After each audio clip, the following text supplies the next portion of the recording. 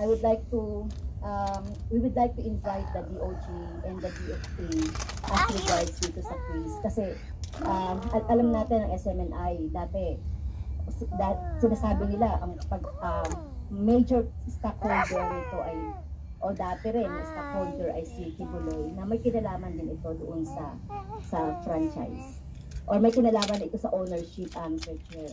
So can we invite the DOJ and the DFA so that we can know the status of the case?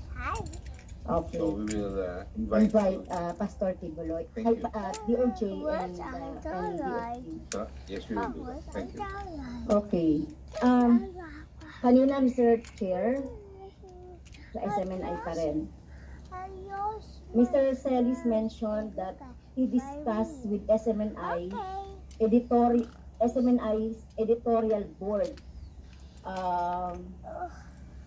So, ibig sabihin, sa anuman pong pinapakita nila o nilalabas nila din sa program nila, ay alam po ito ng editorial board. Kasi sinabi kanina ni Mr. Celis na kinoconsult niya daw yung editorial board. Tama po ba yan? Sino po ba yung editorial board dito, Mr. Chair? Wala po dito, Your Honor.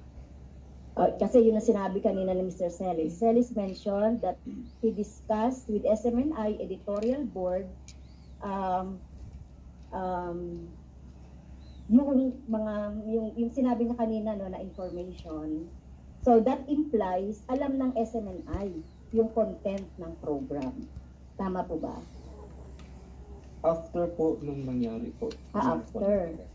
Ay, after na rin nangyari.